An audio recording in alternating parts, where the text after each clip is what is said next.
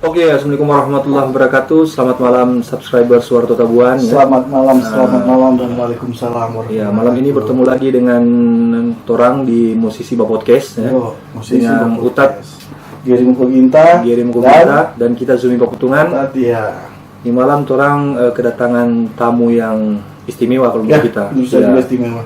Karena beliau ini lumayan terkenal di bola Amonuraya. Ya, khususnya di dunia sejarah. Dalam bidang sejarah. Iya, dalam bidang sejarah. Sejarah apa dulu ini? Nah, sejarah bola Amonuraya. Sejarah. Iya, yang beliau banyak mengungkap fakta-fakta yang orang banyak nggak tahu. Iya, betul sekali. Ya, banyak juga yang kita banyak yang nggak tahu, ternyata begini gitu. Iya, ternyata begitu. Kita undang beliau ini dan kiranya beliau bisa memperkenalkan diri. Iya, malam di samping Pak Torang toh. Jadi bisa langsung perkenalkan diri, Pak. Oke, syukur mantap. Pertama-tama perkenalkan, nama saya Sumitro Tegela, Ya. asli Intawin Kopanakan. Kebetulan saat ini saya bekerja di Polres Kota Mobagu Ya. sebagai anggota Polri, berdinas di fungsi Sabara. Di Sabara, Pak ya. Sabara. Jadi selain sejarawan, beliau juga polisi. Iya. Ya. Benar ya. Ini sesuatu yang menurut kita menarik. Iya, betul. Nah, punya nilai tersendiri. iya, jarang-jarang seorang aparat penegak hukum jadi sejarawan. Biasanya orang-orang yang sudah punya doktor dan segala macam ya. Sekarang ini seorang polisi yang mempunyai nilai, yang mencintai sejarawan. Jadi Pak, bisa langsung Kang. Ya. Awal mula ketertarikan Utat ini terhadap sejarah ini dari mana Pak? Awal mula? Memang ketertarikan saya kepada sejarah ini mulai pada saat dimana saya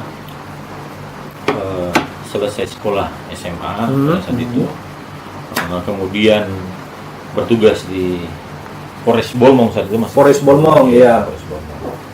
Jadi memang ada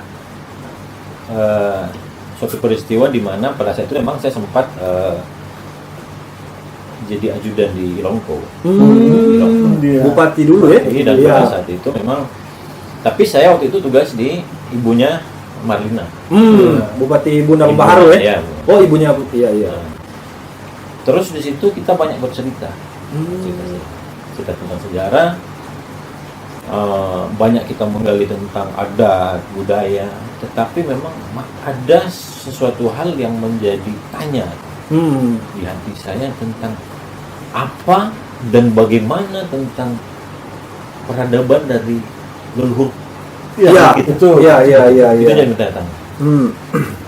Mulai pada saat itu, setelah saya banyak mendapat cerita di lingkungan para orang tua pada saat itu, kemudian saya mulai mengembangkan dan menggali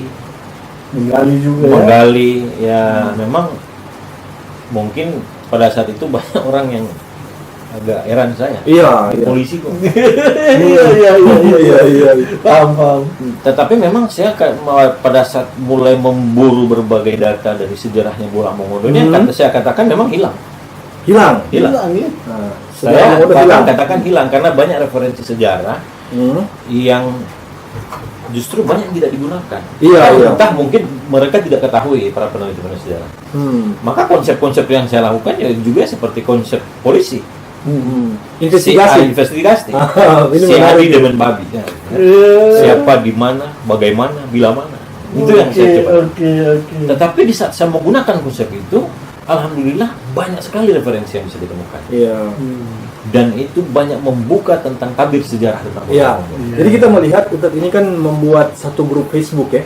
Historia Bola Amongondo-Raya yang sehari ini sudah diikuti sekitar 8.000-an orang. Wow. Iya. Menarik. Berarti itu bukti bahwa banyak sekali masyarakat orang yang mengalami ketertarikan terhadap ini sejarah. Iya. Iya, dan di situ kita banyak lihat ada fakta-fakta baru yang Utat sampaikan. Iya, Utat sampaikan di situ. Salah satunya soal peradaban kemongondoan di masa lampau. Iya. Peradaban kemongondoan di masa lampau termasuk sistem pemerintahan kerajaan DMR. Bisa Utat sampaikan ulang.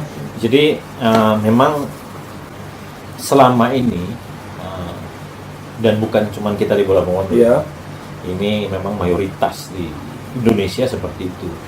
Kebanyakan dalam mengungkap sejarah, baik sejarah lampau, masa kini, tetapi biasanya patokannya lebih kepada masa lampau, cenderung kepada tanda petik ya, kita cenderung kepada magis.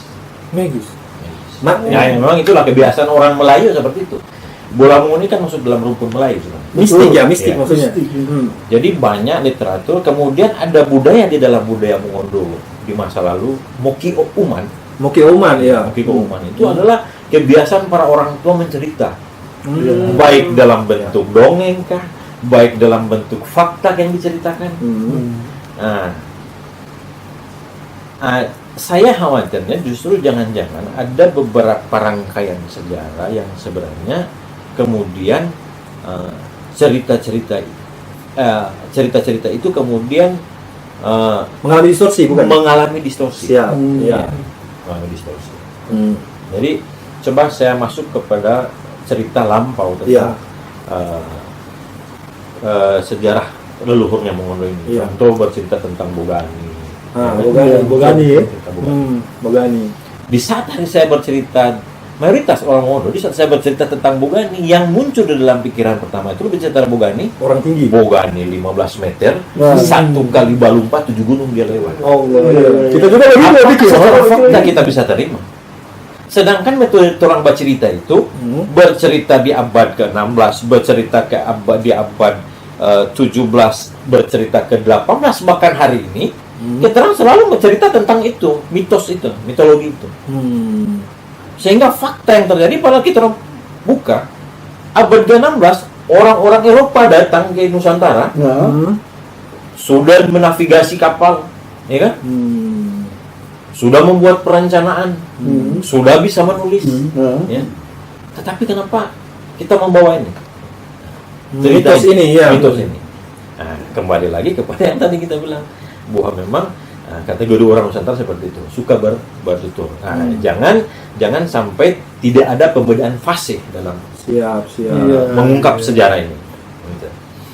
Jadi ada di masa Bogani ini sebenarnya, kalau kita merujuk kembali kepada sejarah yang saya pelajari, sebenarnya ini seperti hari ini sebenarnya adalah gelar.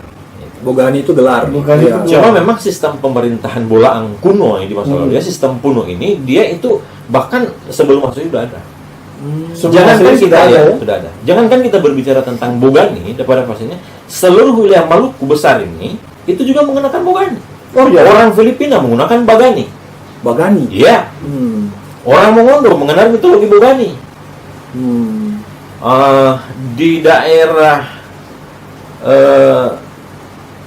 Brunei kalau tidak salah itu Bayani dia. Mirip-mirip ya. Yang dengan sosok karakter yang sama ya. Dengan sosok Bogani besar, kuat, bijaksana, dia pemimpin. Gitu.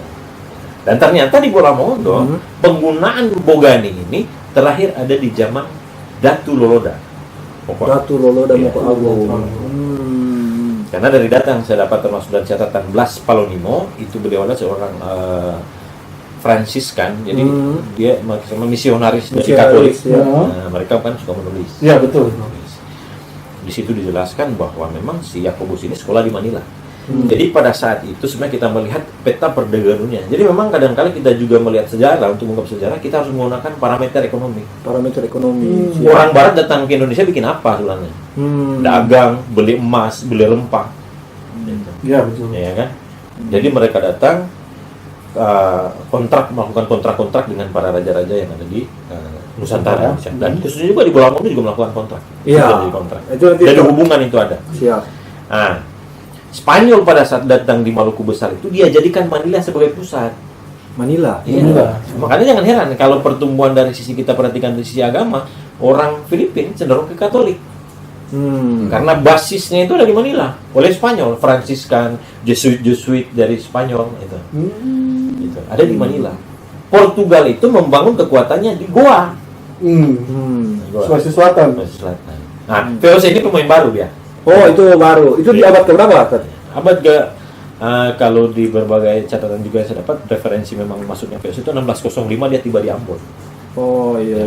Kemudian mulai membeli rempah masnya. Jadi tujuan Ustadz mengungkapkan ini di Historia Bolbong Raya artinya untuk membedakan mana mitos dan mana fakta. Iya. Karena banyak sekali mitos yang beredar, termasuk selain Bogani tadi ada juga mitos tentang Tumotoi Boko. Iya. Itu DP kebenaran bagaimana? Ini cerita mitologi yang banyak terbawa di Indonesia Timur. Jadi cerita Tumotoi Bokor, Tumotoi Bokat, Tende Duata. Tende Duata. Tende Duata ini adalah sosok yang pecah dari bambu kuning. Cerita ini, mitologi ini juga termanuskrip dalam epos paling terpanjang oleh suku Bugis, namanya epos Lagaligo. Itu masuk. Sekarang kita melihat begini, ada dua karakter yang sama-sama dari betung, sama-sama dari bambu kuning. Tetapi kalau di Mongondo jadi perempuan, di Lagaligo kok jadi pria. Yang si Sawari Gading ini, yang menjadi mitologi. Tetapi kalau kita lihat mengkaji lebih ke dalam, sebenarnya ini adalah peradaban era sebelum Masehi. Era sebelum Masehi yang kemudian terbawa oleh cerita.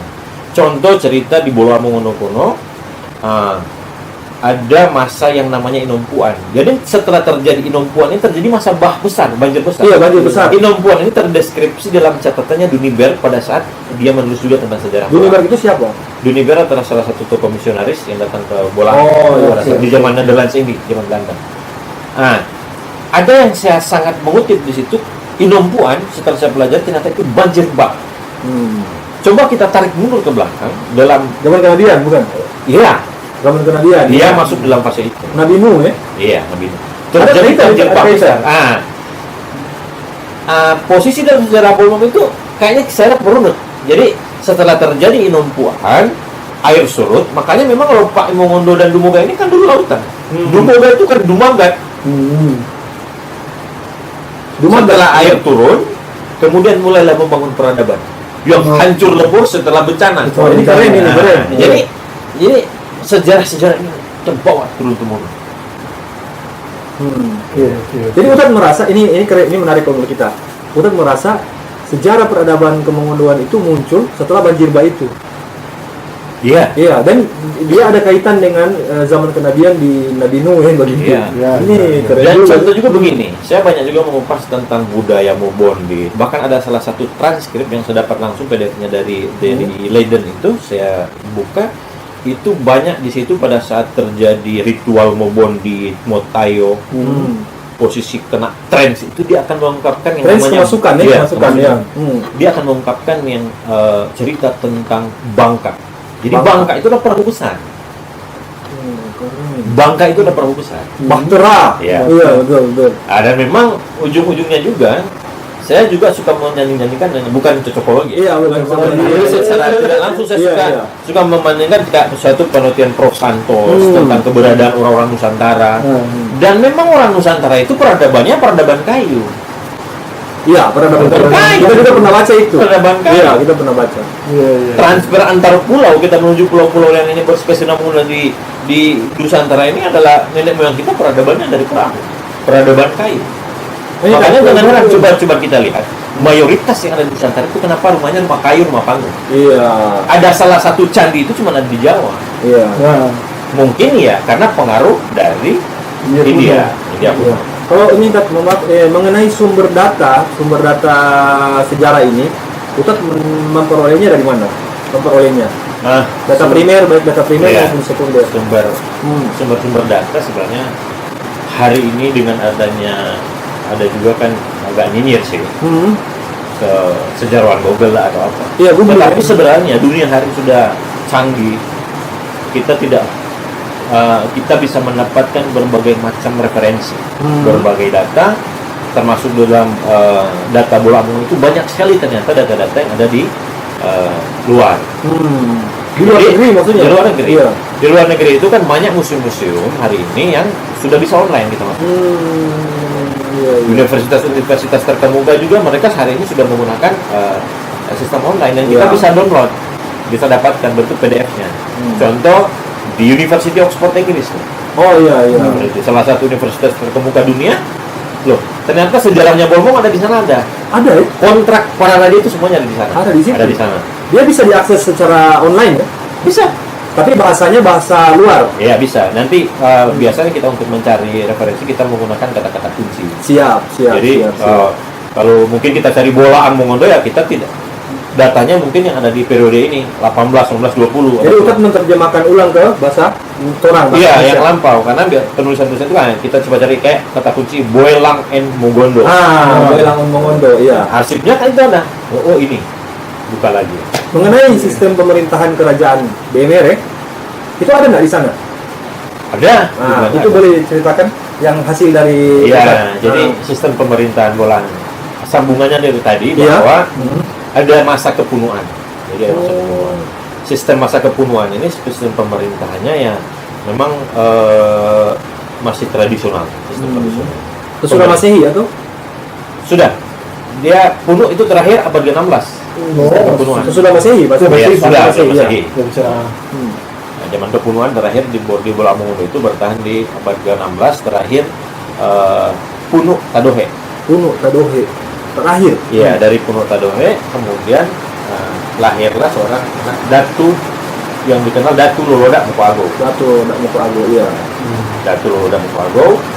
Nah, dia juga di dalam sistem pemerintahannya, dia salah satu pemimpin Bolaan di masa lalu yang menggunakan gelar Datu.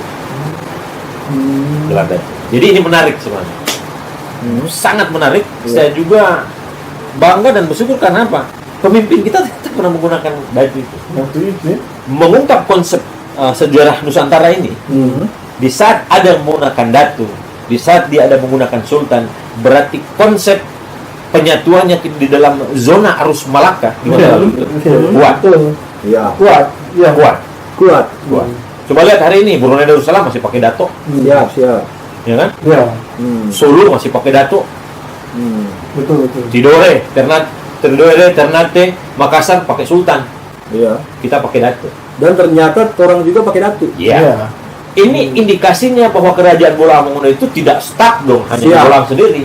Dia mempunyai hubungan internasional. Ya. Itu fakta yang luar biasa. Itu yang luar biasa. Iya. Sangat luar biasa. Dan saya jadi menarik. Saya juga banyak ikut salah satu YouTubers. Itu Pak Ridwan Saidi di sejarah Indonesia. Itu gambarnya kuat. Nah, posisi yang salah satu yang pernah menggunakan gelar Datu adalah Datu Loloda Mokoago. Ya. Ini ada tarik menarik antara Maluku. Bahwa di daerah Maluku sana ada suatu wilayah bernama Loloda di Halmahera. Di Halmahera ada salah satu yang dinamakan wilayah Loloda, tetapi tokohnya nggak ada. Oh gitu ya. Saya ada. Iya kan? Iya. Saya juga tidak mengklaim sepenuhnya teritorialnya wilayah Maluku. Tetapi hubungan Maluku besar ini, Ternate, Tidore, Bolang di masa lalu itu sangat dekat. Sangat dekat sekali. Nah, jadi ini wilayah-wilayah sebenarnya dulu bersekutu punya hubungan. Tidore punya hubungan. Salah satu data yang saya dapatkan menguatkan dari data tersebut adalah data dari Tanakh VOC, di mana surat menyurat dari abad ke-16 sampai abad ke-18 itu tersimpan di situ. Itu yang menarik bahwa surat Raja Tidore kepada Loloda di Manado. Iya. Ada ya? Iya, ada. Sehingga bisa jadi sebenarnya Halmahera juga ini menjadi bagian dari Bolang di masa lalu. Bisa jadi. Bisa jadi. Karena di sana hanya ada nama wilayah Lolodanya, tetapi tokoh Lolodanya nggak ada. Di sana kan cuma dibilang daerah Loloda. Nah, si Loloda mana? Nggak ada kan? Bisa saja ada Ya. Sekarang kita balik ke Bolang. Kerajaan Bolang ini. Loloda mana? Ya ini, si Mokoago. Gitu. Beliau yang terakhir, kemudian pada saat itu Loloda ini menggunakan gelar Datu. Kemudian kekuatan VOC, harus bilang VOC itu mulai masuk ke Ambon, mulai membangun kekuatan. VOC sebenarnya kenapa dia hebat di wilayah Indonesia Timur? Karena dia mendapat backup langsung dari kekuatan Ternate. Oh gitu ya. mulanya. Ya. Nah, dari Ternate lah kemudian datang diantar ke Bolang. Di masa kerajaan Datu tadi. Datu Loloda. Iya, karena itu ada daftar kunjungan Sultan Hairun ke Bolang. Ke Manado. Karena jadi begini, dulu di Manado itu disitulah benteng yang, tapi udah nggak ada benteng itu. Benteng Fort New Amsterdam itu bekas istananya Loloda di situ. Oh gitu. Ya. Berarti dulu pusat kerajaannya Lola Moka Agung, Ya, Datuk Lola Moka Bolaang Agung itu Bolaang. Di Manado. Di Manado ya, Ya. bukan di sini sebenarnya. Karena begini, Bolaang, Lombagin yang ini Wontok, kemudian Belang. Itu 3 pelabuhan yang terkoneksi di dalam kekuatan Bolaang ini. Dengan pusat Manado. Sebenarnya kalau wilayah kekuasaan Mongondo itu dari mana ke mana? Sebenarnya. Nah, makanya begini, memang ya mungkin hari ini Minahasa bisa bertahan dengan peradabannya itu wajar. Tetapi di sini kita mengungkapkan sejarah bahwa memang dulu Bolaang dan Minahasa itu pernah menjadi satu kesatuan yang kemudian pecah di abad ke-16. Bukan karena perang. Bukan. Itu bukan karena perang. Bukan karena perang. Karena si VOC tadi. VOC itu datang dan catatannya ada, Simon Kos dan Dan Baptista itu melakukan kontrak hubungan dengan Lolanda itu tahun 1654. 1654. Iya, dia datang, tanda tangan kontrak bahwa dia diberi peluang untuk datang berdagang. Gitu. Datang berdagang di Sulawesi Utara, di Bolaang ini.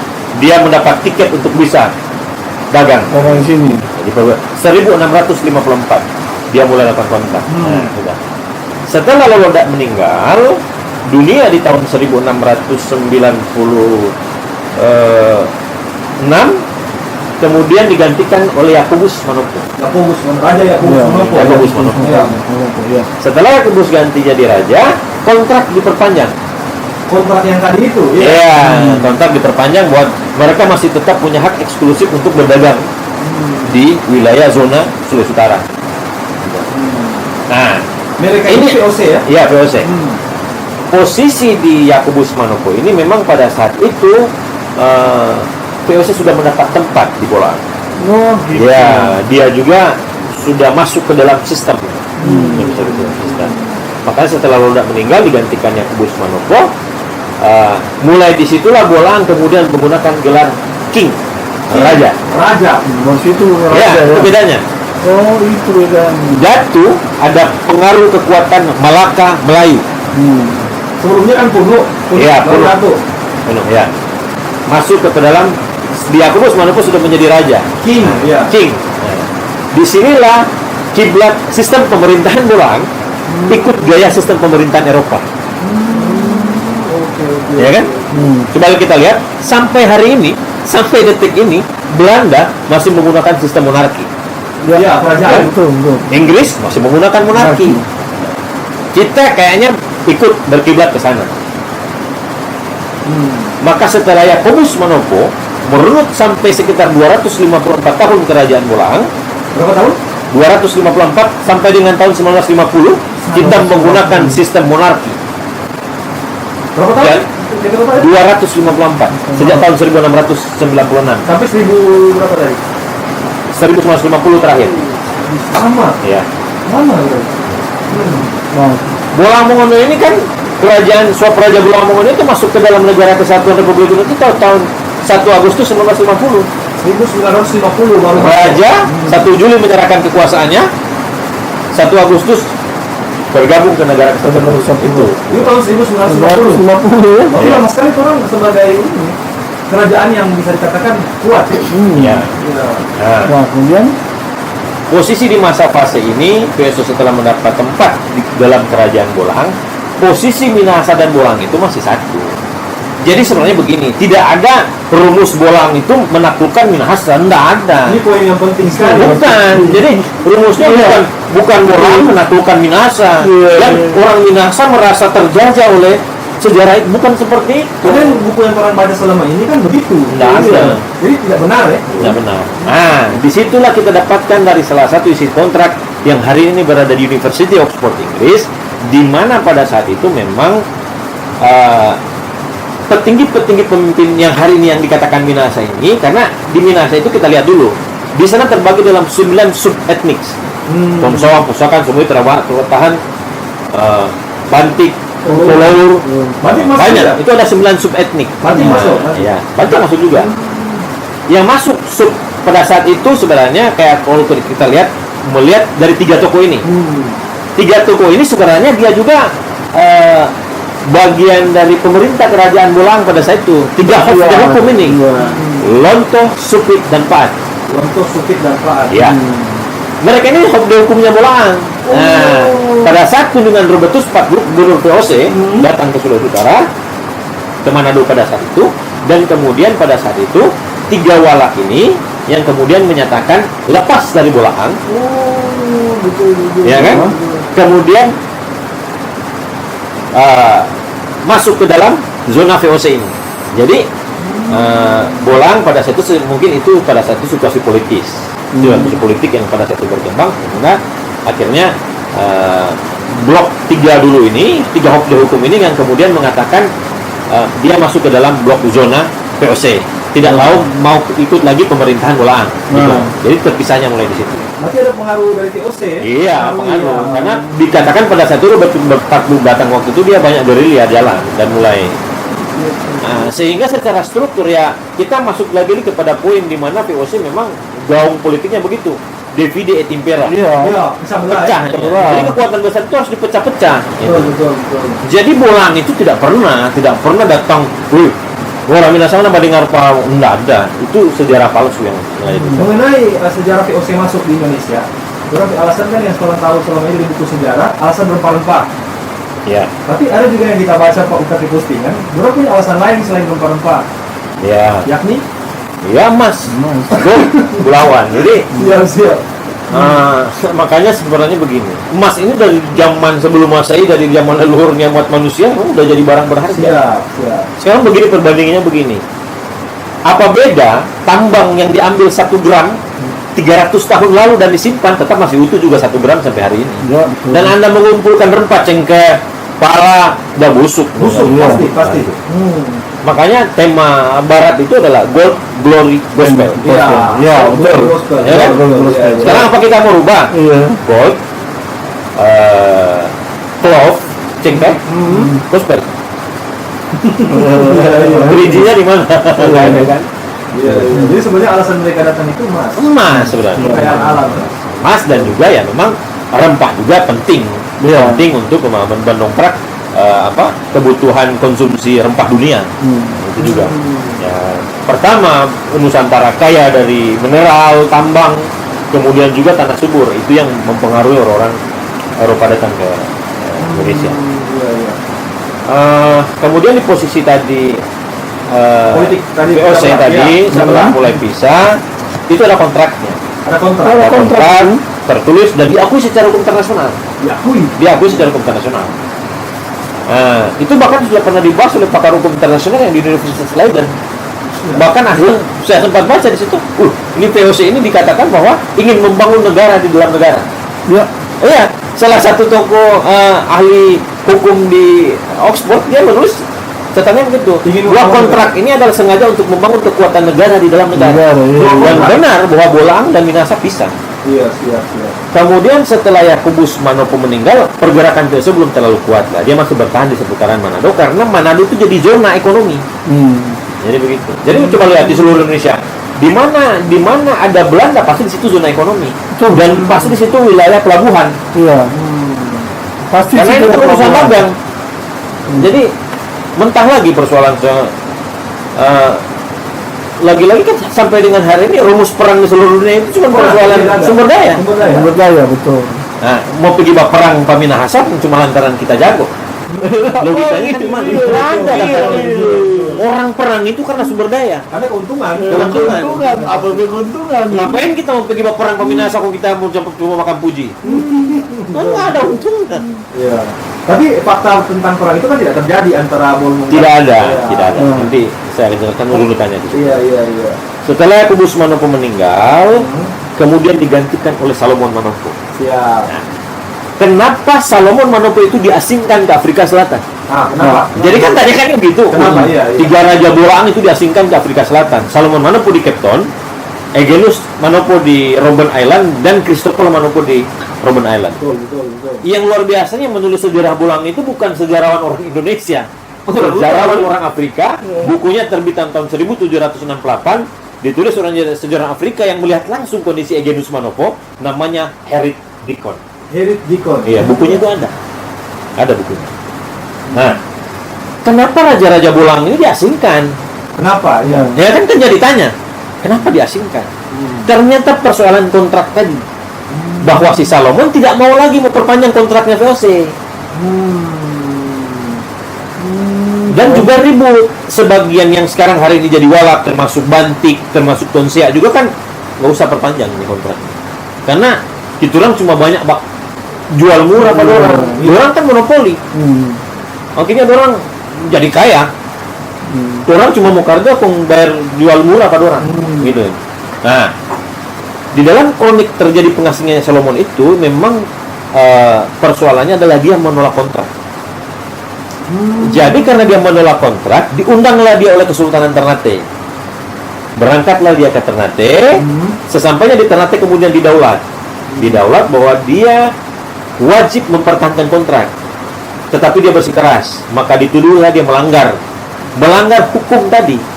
Karena dituduhkan kepadanya bahwa ini PT Sultan tanda tangan itu kontrak mana masa mau perpanjang. Kalau mana melawan berarti nggak salah. Dibuanglah beliau ke Afrika Selatan. Itu penyebabnya. Ya. Itu catatannya ada bahkan dimuat di kapal Entrom, Ternate via Batavia Cape Town. Nah, lalu efek dari orang dibuang itu apa?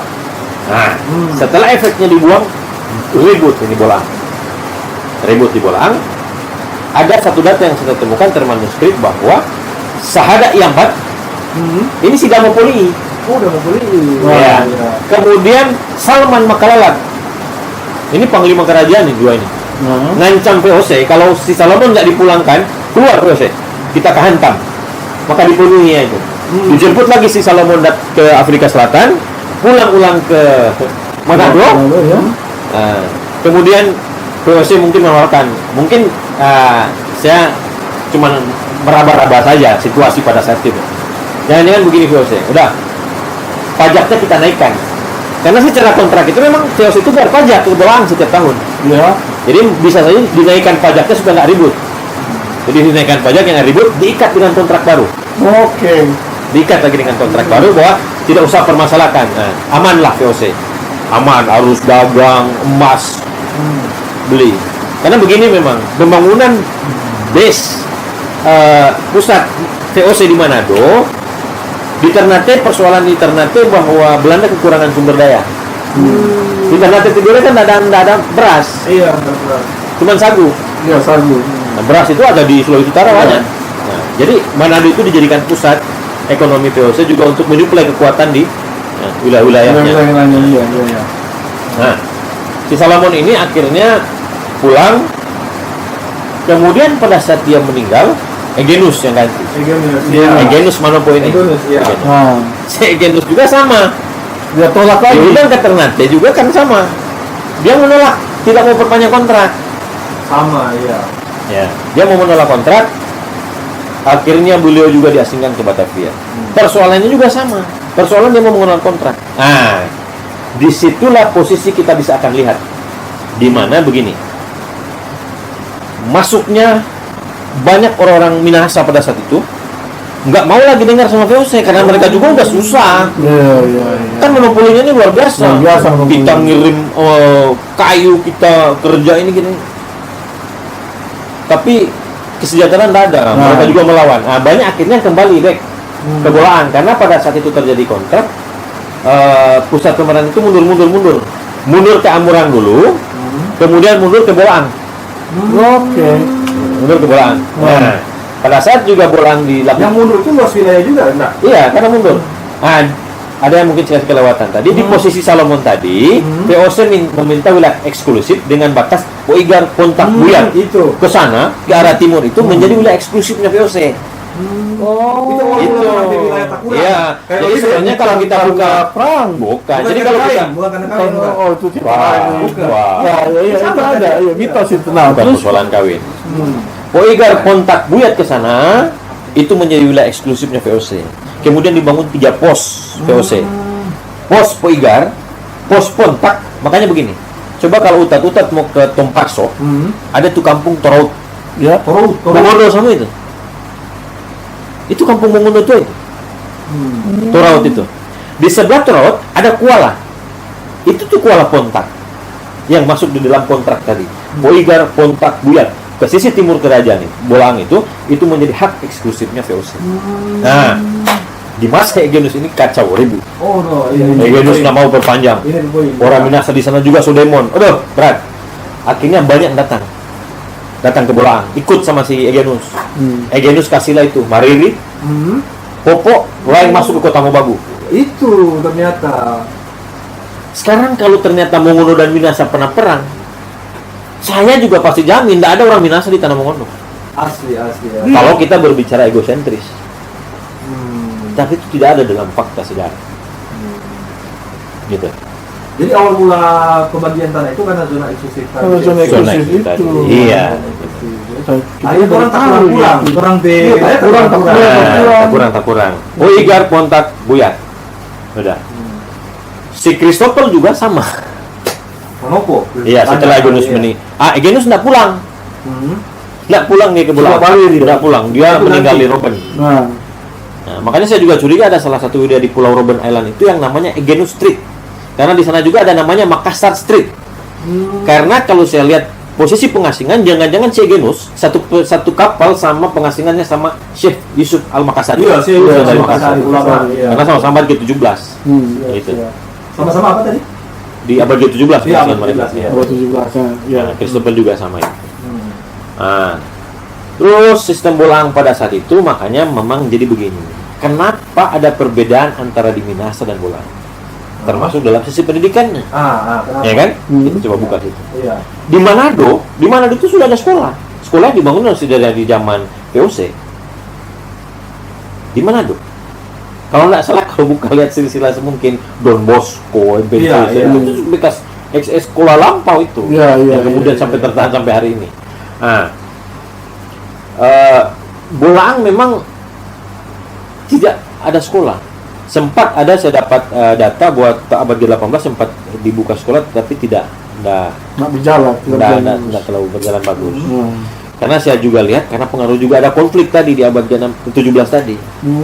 Itu kan mempengaruhi, pengasingan ketiga raja ini mempengaruhi sistem juga. Jadi ya di sisi lain Bolaang juga meskipun secara hukum internasionalnya bersekutu dengan VOC, tetapi di sisi lain ya mungkin ada api dalam sekam. Iya betul. Ya kan? Iya. Karena gimana ini pemerintahnya? Akhirnya juga jadi coba kita lihat Manado Minahasa dalam periodisasi abad ke-17, kemudian abad ke-19 naik, akhirnya dia jadi wilayah yang termasuk sumber daya manusianya cepat meningkat karena memang VOC.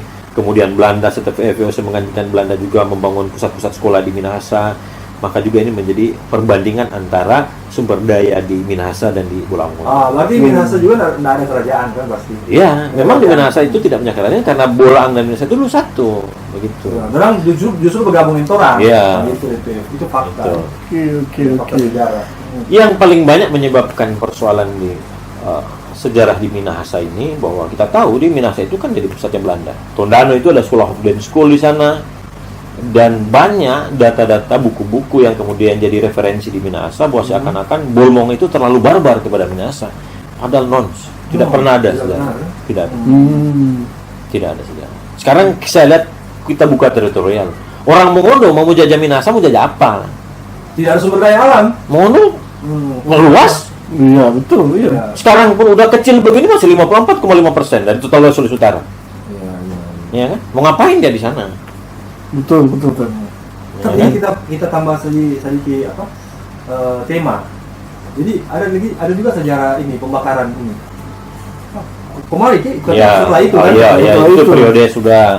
Tapi itu bagaimana sebenarnya? Itu masih masa dalam kerajaan atau situasi politik? Ya? Situasi politik. Saya memang banyak juga mendalami, tapi mungkin dalam fase lain kayaknya lebih bagus untuk dibuka ini, karena memang situasi politik di mana pada saat pra kemerdekaan Indonesia kan terjadi guncangan-guncangan politik gitu. Yang juga menyebabkan akhirnya Bolmong sebagai wilayah kerajaan yang berdaulat mandiri di masa lalu.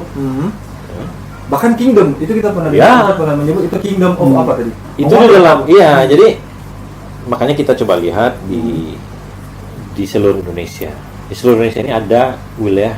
Apa beda? Saya sekarang buka begini. Apa bedanya daerah istimewa Keraton Yogyakarta dengan Bolaang Mongondo?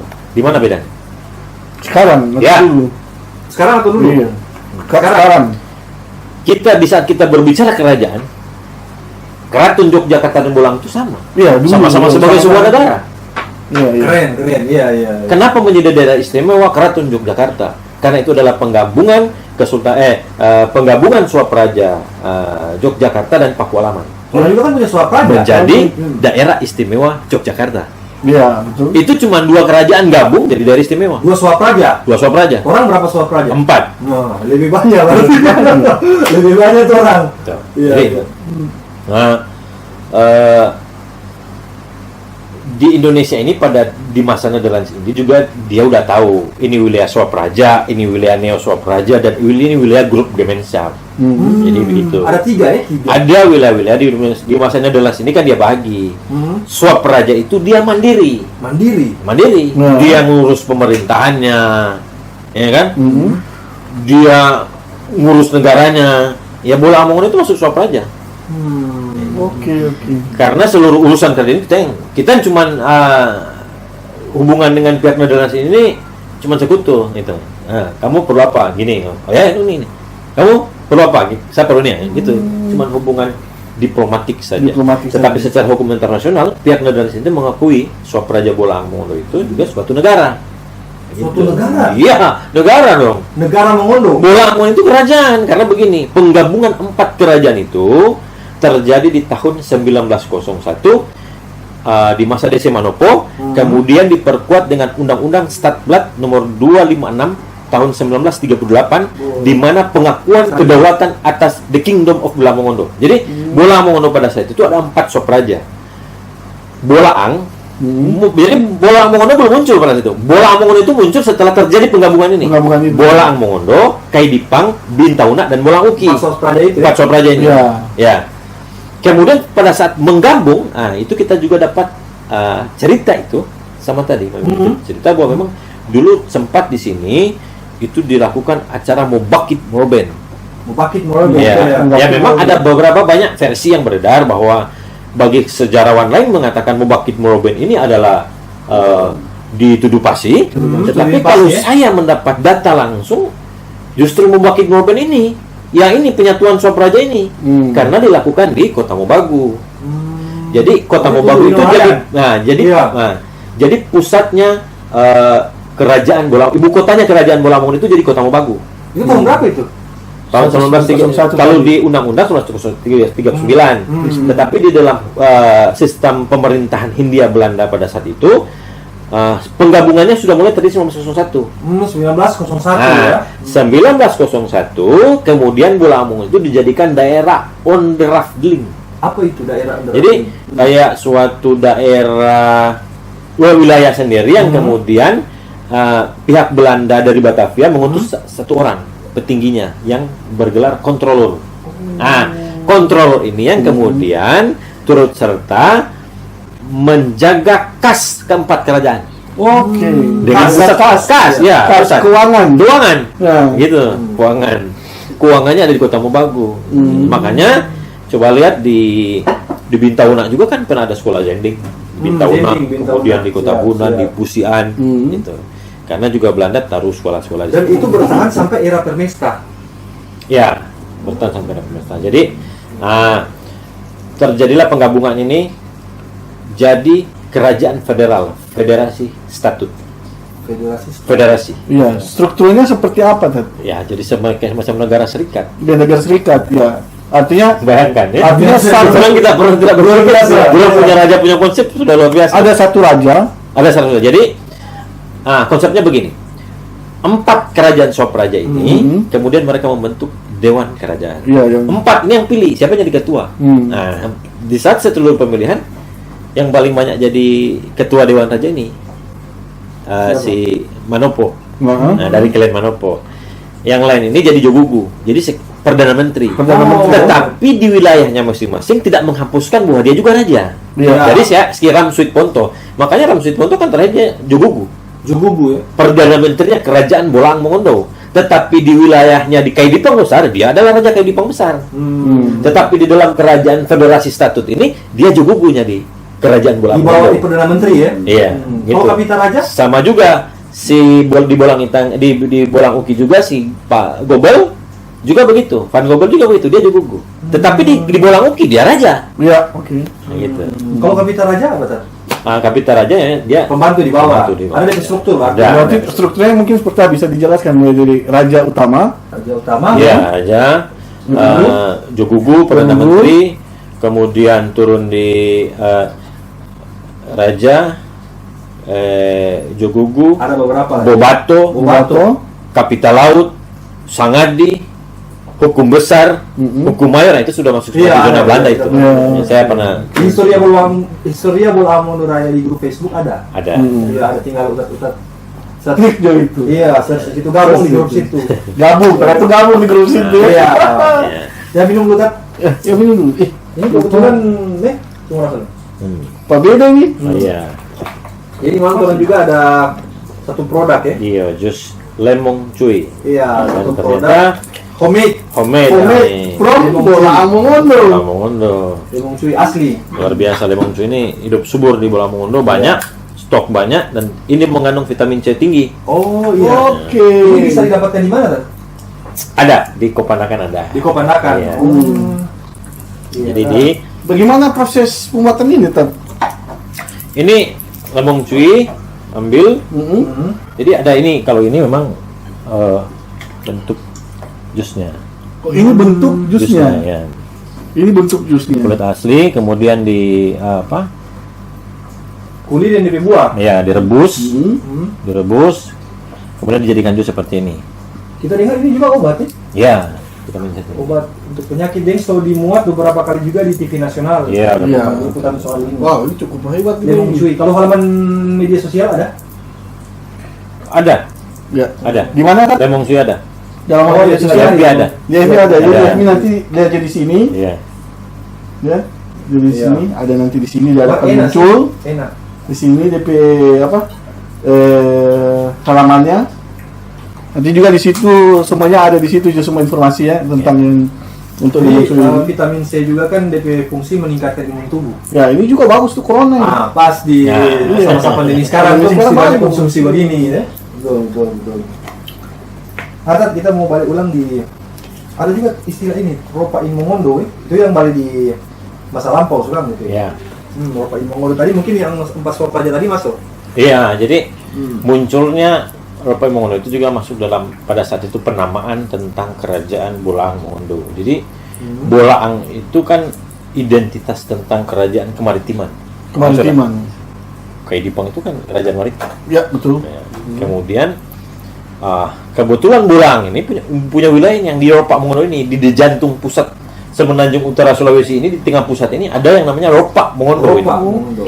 Nah, makanya pada saat penggabungan jadi konsep kerajaan The Kingdom of Bolang Mongondo ini itu yang muncul dijadikan referensi ajuan untuk mengatakan kerajaan Bolang Mongondo. Jadi sebenarnya mengatakan Bolang Mongondo itu sudah final bahwa ini Bolang Mongondo itu adalah 4 kerajaan ini. Ya, sebenarnya sudah mewakili Jadi ini mewakili bukan- kerajaan. Bukan cuma klan satu klan ya. Bukan, jadi Ya. di saat karena di situ ada Borang yang maritim pesisir. Kalau Ya. kita berbicara Borang, ya Borang itu Borang Kaidipang, ya Borang Itang, Borang Bintauna, dan Borang Uki.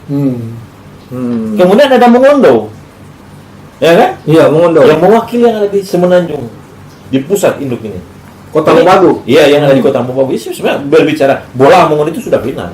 Cuman memang banyak di kalangannya kita orang juga sesama Inta Mongondo yang tidak paham ini perjalanan sejarah ini. Bahwa di saat mengatakan Bolang Mongondo seakan-akan cuman etnik Mongondo. Bolang Uki, Bintauna, dan Kaidipang itu tidak masuk di dalam itu, tapi bukan begitu. Bukan begitu.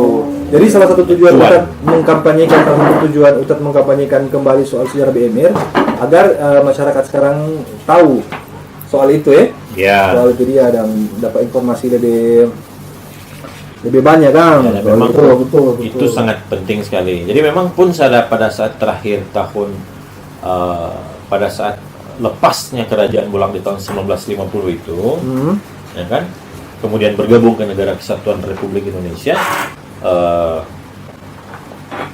Bolang masih punya power. Masih punya power Iya. Itu setelah bergabung. Iya, Iya. karena terakhir jadi ada kronik memang yang terjadi tahun 1950 di mana pada saat itu Bolang Mongondo juga, di mana Raja Heni Yusuf Cornelis Manopo terakhir di tahun 1950 dia melepas tahtanya setelah terjadi rapat selama 3 hari di Kota Mobagu di Pohoi Hiburan, kemudian menentukan bahwa Bolang itu harus bergabung ke Negara Kesatuan Republik Indonesia. Iya, betul. Saya juga kayaknya melihat situasi politik di saat itu ya memang wajar, karena di Bolang Mongondo juga pada situ kan tumbuh kekuatan syarikat Islam. Iya, Partai Nasionalis Indonesia, ada Muhammadiyah dan lain-lain. Saya juga mengapresiasi Raja sebagai orang Mongondo bahwa jiwa nasionalisnya kuat. Siap. Karena dengan rela bergabung. Iya. Terus gabung NKRI dan bergabung ke negara. Dan memang itu terjadi di seluruh Pulau Sulawesi. Di masa ini dia Belanda kan, Pulau Sulawesi itu mereka sebut Grootpost, Pulau Besar Sulawesi. Oke, dan atas atensi atau perhatian Utat Sumitro Togela ini terhadap sejarah Bolang Mongondo, sampai beliau ini memperjuangkan dibangunnya replika rumah adat Komari.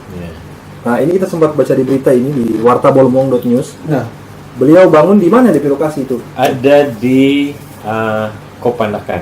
Kopandakan 1 di. Jadi memang pada saat itu saya karena ada program di Kementerian Pendidikan dan Kebudayaan, Direktorat Jenderal Ketuhanan Yang Maha Esa dan Tradisi. Jadi karena keinginan saya juga untuk mengangkat nilai-nilai kedaerahan, budaya, sejarah, adat istiadat, saya masukkan proposal dan alhamdulillah lulus waktu itu untuk seluruh Sulawesi Utara. Itu yang goal. Iya, maka kita menawarkan lagi konsep tentang Komalik. Jadi Komalik, rumah adat itu memang banyak. Rumah adat banyak. Rumah adat Bolang Mongondo itu banyak. Bukan cuma Komalik ya. Tetapi saya mengambil konsep Komalik. Karena Komariknya Bolang, kerajaan Bolang Mongondo yang besar di masa itu kan dibakar pada saat terjadi kebelakangan. Nah, yang tadi itu yang tadi ya. Di Bolang Mongondo Raya kan ada 3 Komarik besar yang dibakar, Komarik di Tauna, Komarik Bolang Uki, kemudian ada Komarik di Kota Bangun. Pada saat itu maka saya mengambil lagi itu untuk dijadikan replikanya. Jadi pada saat pembangunan semua miniatur-miniaturnya saya sesuaikan dengan konsep asli. Sadis. Nah, referensi itu fotonya dari mana ya? Ada banyak. Kalau itu kan dibakar. Ya. Kebetulan pada saat itu ada, kan masih ada salah satu foto Komalik. Jadi pada saat itu rapat di Komalik di Kota Padang pada saat itu, kumpul semua pada saat itu. Kemudian ada foto. Jadi silakan cek, ada di foto di Historia yang foto Komalik itu yang kita jadi acuan. Lagi dan hidupkan kembali supaya orang Bolang Mongondo, kita Inta Mongondo, abi sejarah itu. Betul. Karena peradaban dan sejarah itu sangat penting.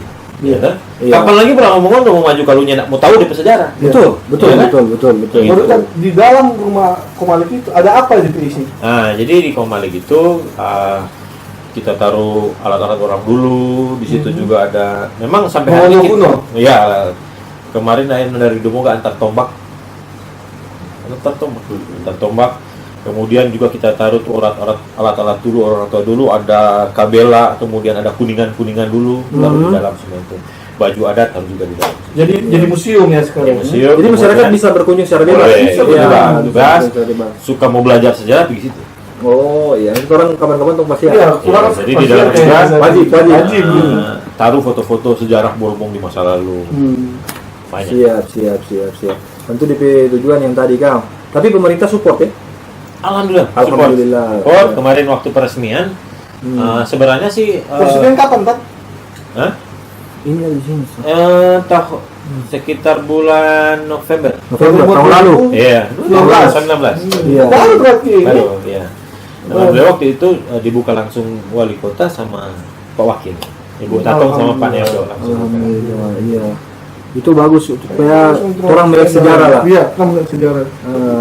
Kalau untuk peradaban kemongondoan di masa depan, kalau menurut Utat apa yang perlu dibenahi atau masyarakat perlu backing gitu supaya orang lebih melek sejarah lah untuk masyarakat. Jadi sebenarnya setelah saya mengkaji lebih dalam, memperhatikan lebih dalam, luar biasa.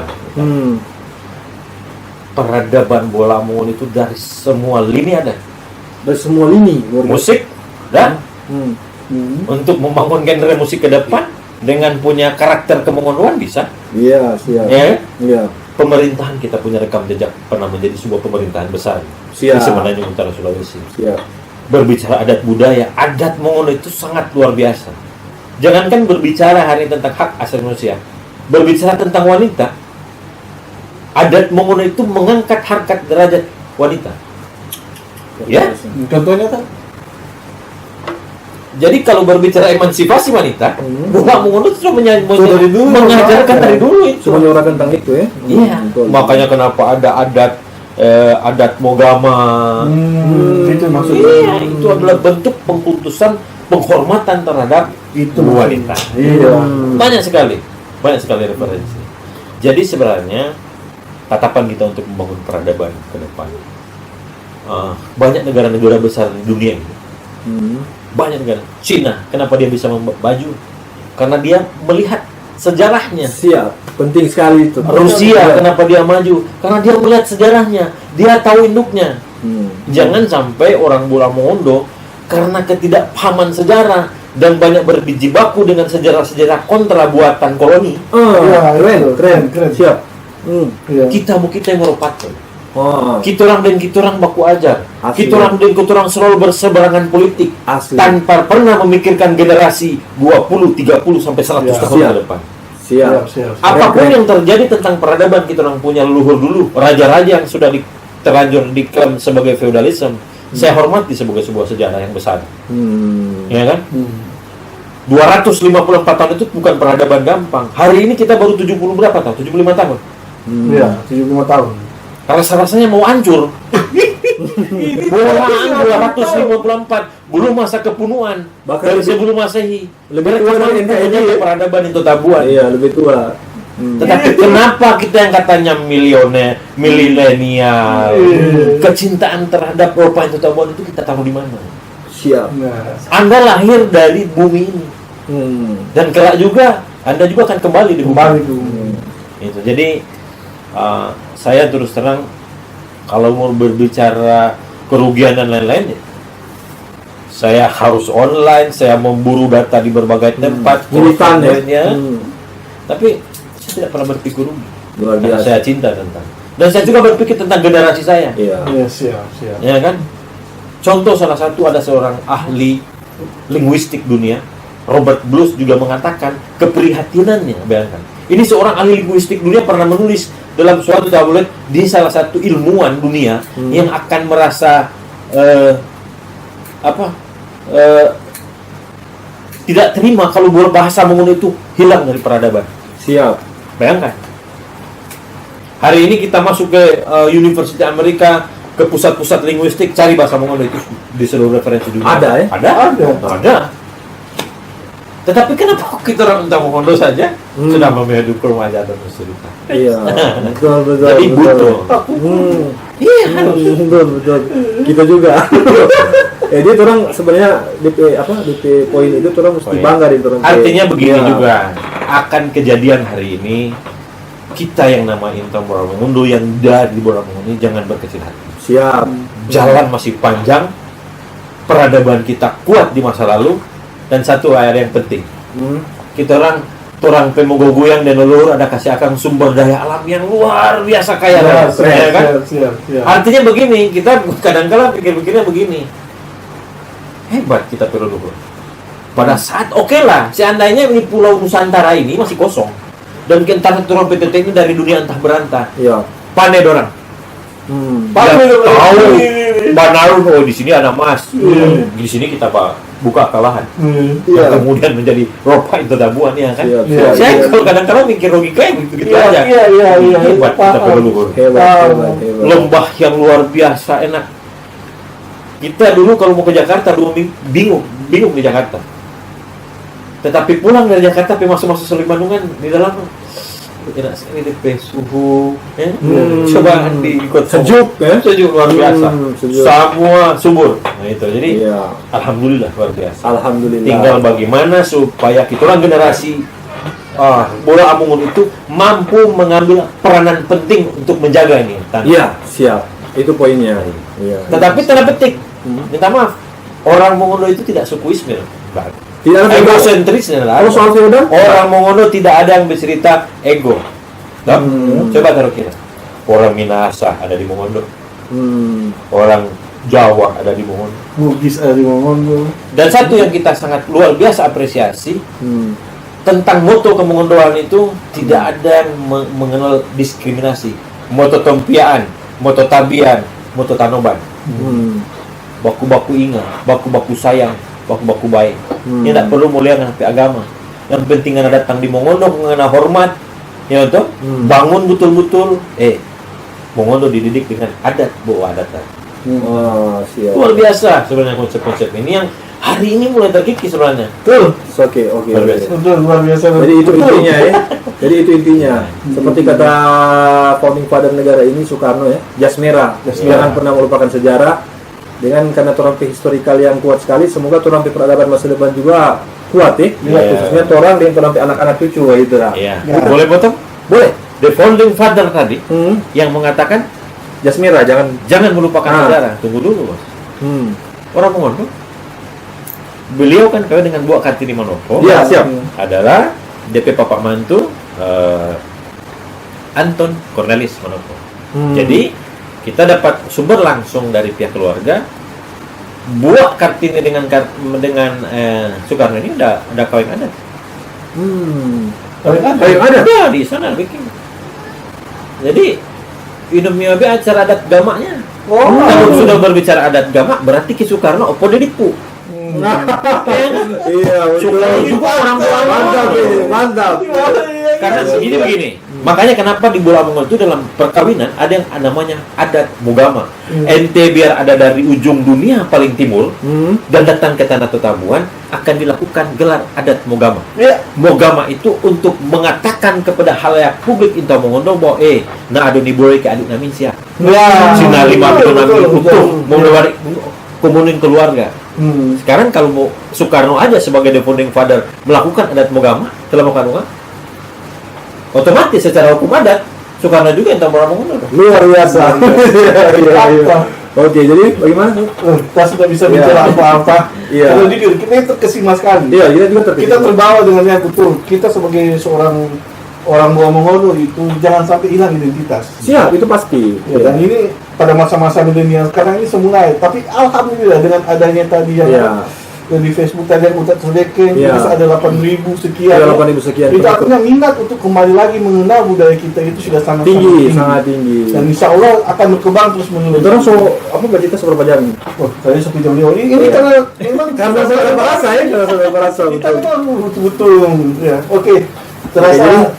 Terasa cukup dulu untuk perbincangan kita dengan Utat Tagela ya, Bondan ya. Untuk Tagela dan untuk ke depan kita pengennya untuk budaya kita lebih bagus lagi. Iya, jadi teman-teman yang mau ini ya share karena ini penting. Oh iya, ini penting. Sangat penting sekali.